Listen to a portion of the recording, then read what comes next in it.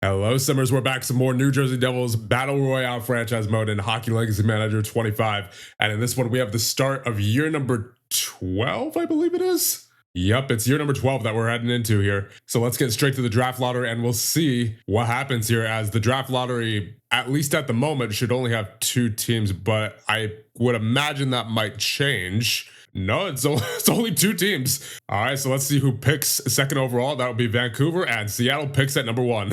So here we are at the draft. Let's see who is available for us at number 6. Ooh, there's a sniper who's supposed to go in the top 5, apparently. In Sear, he's an 84 projected overall with the gold star motivation, 74 overall offensive, and then 74 defensive. So he looks like he's already fairly close to being NHL ready. And obviously our team excels with that type of offensive player. So I think, yeah, Sear's got to be the pick here. Welcome to the New Jersey Devils, Albert Sear. And he is a 74 overall, 4.5 gold star potential. Love to see it. All right, second round now, pick number 20. I think I'd like to take Yaroslav Dimitra here. He is a green star motivation with the 84 projected overall, 64 offensive, 64 defensive, 66 points last year in the OHL, and currently ranked at number 18. So let's take Yaroslav Dimitra with his pick. Welcome to the New Jersey Devils.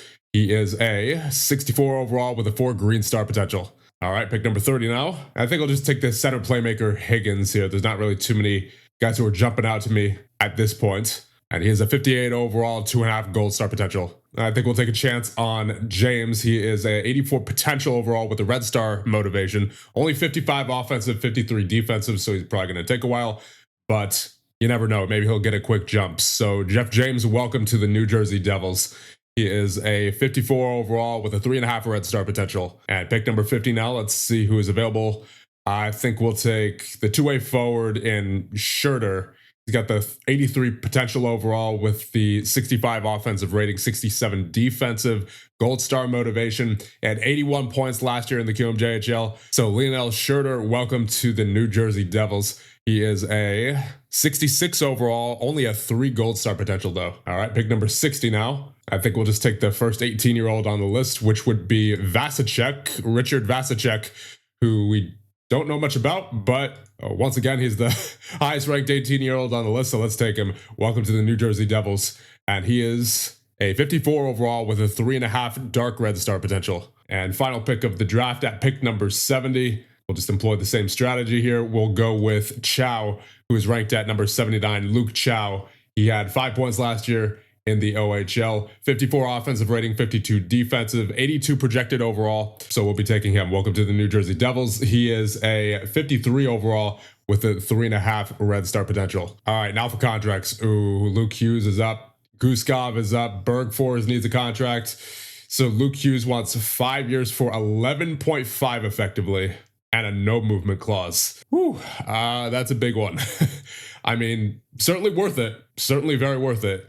It's just a matter of the years, because that's going to take him till he's 36. And with the way that aging works in this game, I think he's going to start dropping way before then. And I don't think he'll be worth anywhere near this much by the time he's 36. So let's try to get him down to 3 years, and then we'll go to 11.1 and a no movement clause. I would say that's worth it, because that takes him to 34. He's still a 92 overall. I mean, he might drop a little bit between now and the start of this upcoming season, but still, at this current moment in time, he is worth that amount of money. And it's not like it's going to go on for too long either. So yes, we will send that offer to Luke Hughes. And then Guskov, he wants 5 years for 8.1. Then Bergfors wants 3 years for 4.9. Okay. We'll definitely sign Guskov. He's an important player. I think we'll go for, yeah, 5 years sounds about right. And we can get him down to 7.61. So we'll send him that offer. And then I think before I sign Bergfors, I'll simulate a day just so we know how much money we have remaining. We have 9.3 on the cap space remaining. Bergfors wants 3 years for 4.9, and he does not want a long-term deal. So we'll go 3 years for 4.6 effectively. Then you also still have Casey, Pickarainen, Singleton, Martino, Celebrini, and Hlavage and Olofsson to sign, which I don't think we're signing. I don't think we're signing all those guys. So I think I'll prioritize Singleton and Celebrini here. I'll give Singleton 2 years for 2.66. And then Celebrini, I will give 2 years for 1.8. So all 3 of them have accepted their offers, and we are now up to not much cap space. We can't sign any of these players.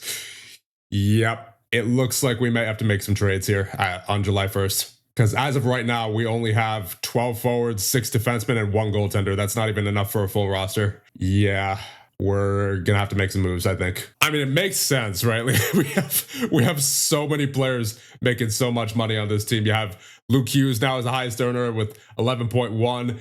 Nemetz for 1 more year with 9.4, Jack for 1 more year with 8.7. Then you have Finley making 7.3, Zadorov making 8.4, Vasilevsky making 6.8, Guskov making 7.6, Salayev making 5.7, Holmertz making 5 mil, then Stenlund making 6.3, Arsenault making 5.7, Combe making 6.5. It's ridiculous. So yeah, we definitely need to unload some cap here. And unfortunately, we are going to have to let guys like KC and Pikkarainen and Martino walk. So let's see if I can just qualify.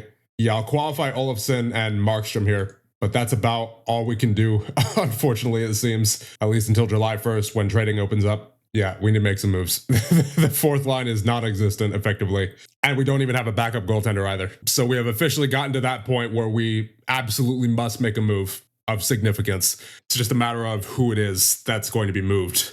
And I think that's got to be Holmertz, because he's currently making 5 mil. And if we take a look at what he wants on an extension, because he's only got 1 year left, he wants 5 years for 7.2. We're not going to be able to afford that. We're just not. Especially with Finley's coming up as well. What does he want on an extension? 1 year for 8.9. Oh, man.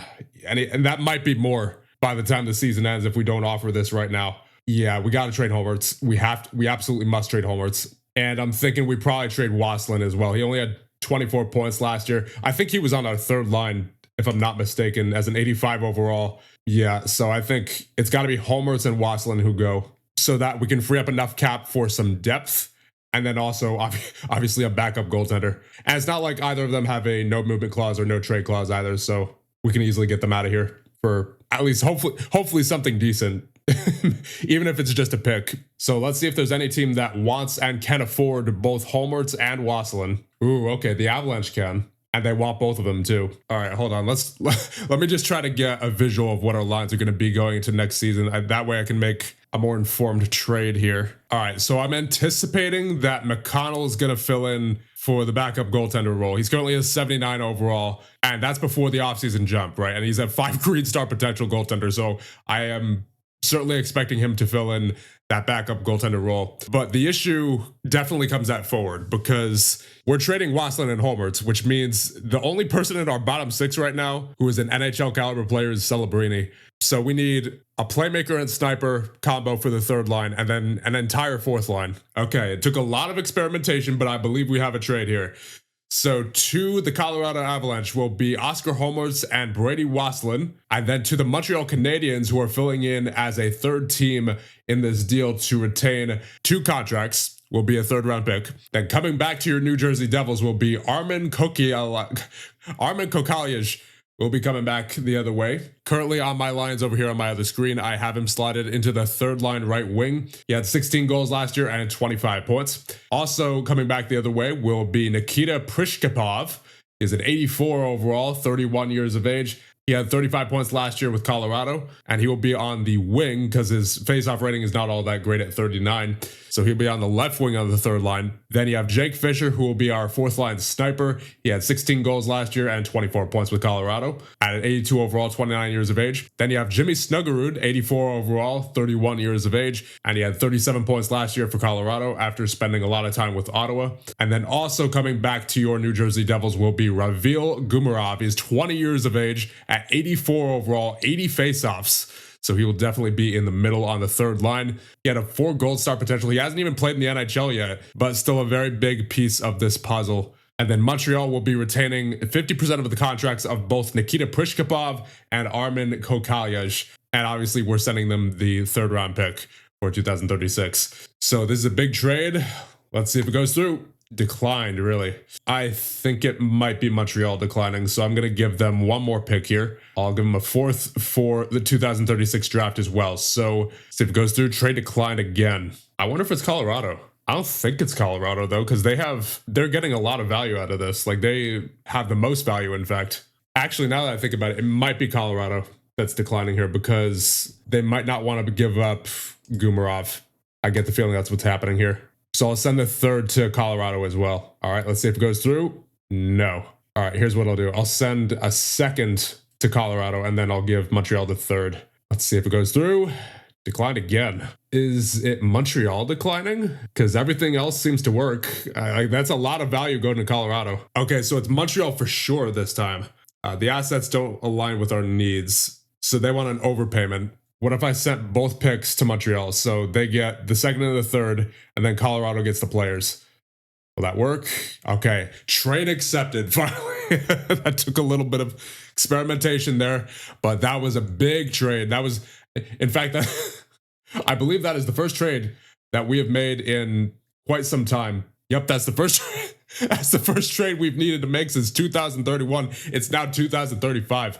And boy, was it a big one. So welcome to the New Jersey Devils, Kokayev, Prishkapov, Fisher, Snuggerud, and Gumarov. And now that we have some cap space, we can sign McConnell. And then I think I'll officially approach Olofsson with a short-term deal to be our 13th forward. And both of them have accepted their offers. So I think that should be about it. Okay, actually, I would like to get a backup defenseman, but I think we could do that at the start of the preseason. So I guess with that, we'll get to the Hall of Fame inductions. And inducted into the Hockey Hall of Fame this year are Pekka Rinne, Mitch Marner, Duncan Keith, and Ryan Getzlaf. All right, let's see who jumped. So, Magnus Hornqvist up to an 85 overall now. He had a big jump.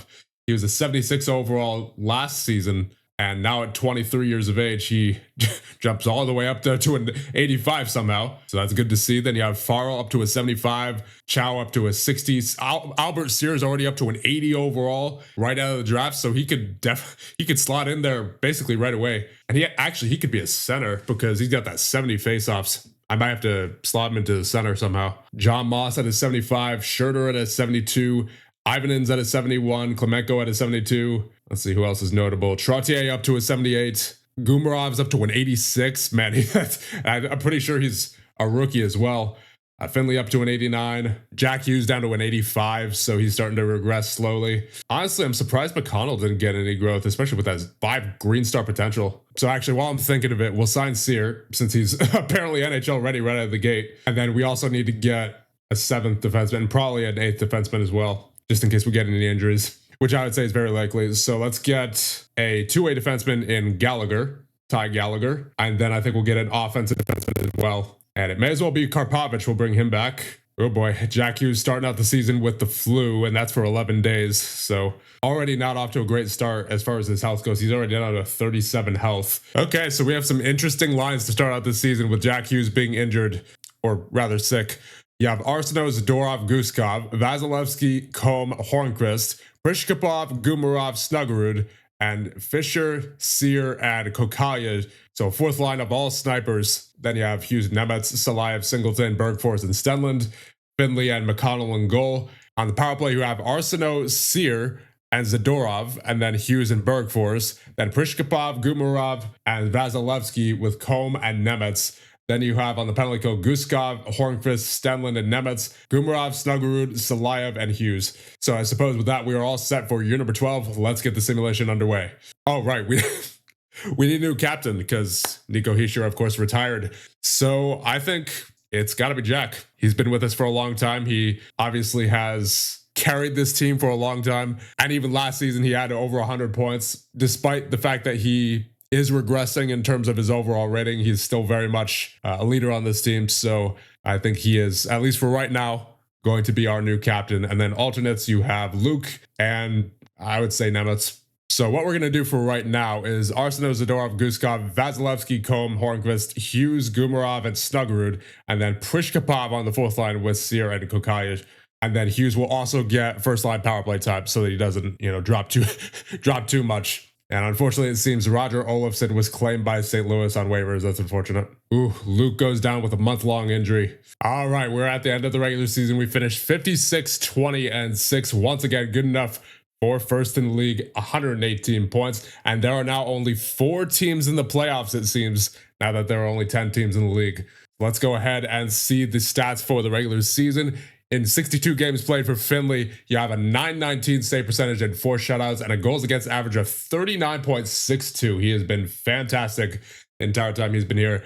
And Luke McConnell in 20 games played has a .909 save percentage and a 6.75 goal save above average. So 2 very good goaltenders for us. And skater-wise, things are looking much different this year. You have Nemetz leading the way in scoring with 82 points. Then you have Zadorov with 65, Arsenault with 63, Vasilevsky with 57, Jack Hughes starting to slow down a little bit with 56 points in 79 games played, Luke with 53, Combe with 53, Guskov with 52. Then you have Hornquist with 44, Bergfors with 42, Singleton with 37, Stenlund with 35, Gumarov with 33, Salayev with 32, Stuggerud with 31, Sear with 25 in his rookie season. Then you have Kokaya with 17, and then Prishkapov with 12, Karpovich with 5, and Fisher with 4. So no one who really took over the scoring, but just a lot of depth scoring all the way down the board for this team. And of course, now that there are only 4 teams in the playoffs, we only have 2 series going on,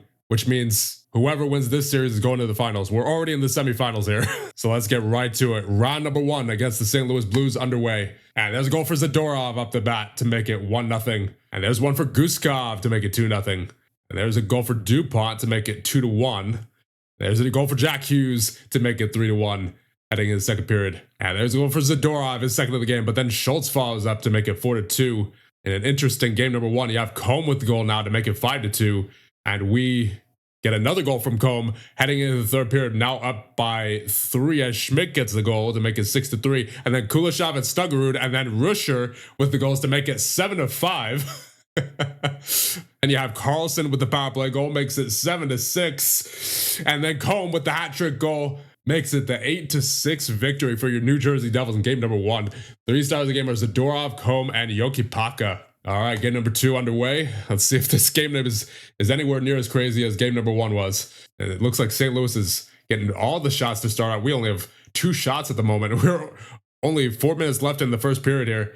And that'll do it for 1 as Salayev ends off the period with the goal to make it 1-0. And there's one for Zadorov halfway through the second period to make it 2-0. And we head into the third up by 2. 5 minutes remaining in the third. Still no scoring in this period. And that will do it. We get the shutout victory and a 2-0 victory in game number 2. 3 stars of the game are Finley with the shutout, Luke Hughes, and Bogdan Vasilevsky. All right, game number 3 in St. Louis now. Let's go up 3-0 in this series. There's a goal for Guskov to make it 1-0. 2-0 Zadorov with the goal. There's a goal for Yetko to make it 2-1 heading into the second period. And there's a goal for Kuleshov and then Carlson to make it 3-2 in favor of St. Louis now as we head into the third period down by 1. And there's a goal for Heineman to make it 4-2. Down by 2 with 10 minutes remaining. Come on, guys. 5, 4, 3, 2. Is that going to be it? Yes, indeed. And we lose our first game of the series. 3 stars of the game are Salayev, Jokipaka, and Guskov. It looks like Kokaya is down with a 2-week injury, so we're going to have to replace him with, I'd imagine, Fisher. All right, here we go. Game number 4. Let's take a 3-1 series lead. And is that a scoreless first period? Nope, not quite. I spoke too soon. Kuleshov with the goal to make it 1-0, and then McPherson to make it 2-0 in favor of St. Louis. And is that it for the second period? Yes, indeed. We're heading into the third, down by 2. Still no goals for your New Jersey Devils yet. And there it is. There's our first goal of the game. Zadorov with the goal to make it 2-1. 5 minutes remaining. Can we get another? Can we get another? Not quite. And that is a 2-1 win for St. Louis. And we are tied in the series at 2. 3 stars of the game are Mosevich, Kuleshov, and Luke Hughes. All right, come on, guys. The home team has won every game so far. Let's continue that trend here in game number 5. It's a pivotal game number 5. And there's a goal for Zadorov to make it 1-0 for us. 5 minutes remaining in the first period. We head into the second, not quite up by 1. We're heading into the second tied as Kuleshov with the goal.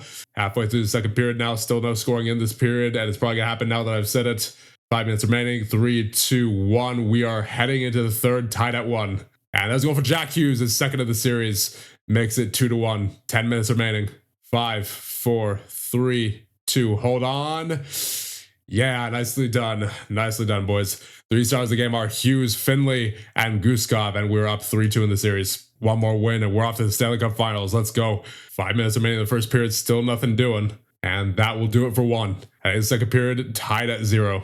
5 minutes remaining in the second period, and Schultz with the goal. The first goal of the game for St. Louis puts them up 1-0 heading into the third period. Come on, guys. Don't let this go to 7. Finish it right here. Finish it right here. We still got plenty of time in the third. Get something going. 5 minutes left. 4, 3, 2, 1. Is that a shutout victory for St. Louis? Yes, it is. And we are headed to 7. 3 stars of the game. Morsevich, Finley, and Schultz. Here we go. Game 7. Winner goes to the Stanley Cup Finals as Yurichek with the goal and Ali with the goal. Makes it 2-0 right off the bat. And we are already now down by 3 as Carlson with the power play goal.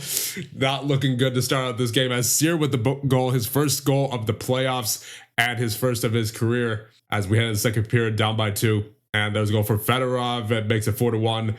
It's not looking good. We need a big comeback here in the second half of this game as there's Bergfors with the goal to make it 4-2. And we are heading to the third down by 2. We come back from more before this. Jack Hughes with the power play goal. Halfway through the third period now. Come on, New Jersey. Get it done. And there's the 5-3 goal. Kuleshov makes it even tougher. And then Yokipaka and Schultz and then Zadorov and Hughes. Oh my goodness. And unfortunately, it was not enough for us. We couldn't keep them off the board in the third period. And that is it for the series. They move on to the Stanley Cup Finals. These stars of the game are Schultz, Yokipaka, and Kuleshov. And so yet another season where we win the President's Trophy but are out in the first round. And your 2036 Stanley Cup champions are the Colorado Avalanche, who we traded Wasselin and what's his name? Holmertz to. They went through Ottawa and St. Louis to win the Stanley Cup. And here we are at the awards. Of course, the Stanley Cup goes to the Colorado Avalanche. We win the President's Trophy for the 4th year in a row, but still nothing to show for it in the playoffs. The Hart goes to Schultz of St. Louis with 110 points. Then you have Tarky for the Conn Smythe in Colorado with 15 points. The Art Ross goes to Schultz with 110 points. The Calder goes to Irvine of Montreal with 52 points. The Maurice Richard goes to Kuleshov with 47 goals for St. Louis. The Ted Lindsay Award goes to Schultz of St. Louis with 76 assists. The Selke Trophy once again goes to Grigorcic of Ottawa for a 4th consecutive year with a 57.3 CF percentage. The Bobby Orr Trophy goes to Cam Makar for a 2nd year in a row. The Norris Trophy goes to Luke Hughes for a 4th year in a row with a 51.1 CF percentage. Finley gets the Vezina Trophy for the 3rd time in 4 seasons, and Sheldon Keefe gets the Jack Adams. So we did win quite a bit this year in terms of individual awards and even the President's Trophy, but once again, that Stanley Cup been out of reach for the past 5 seasons now, as we have not won since 2031. And here are the retirements for this year. You have Jesper Bratt retiring.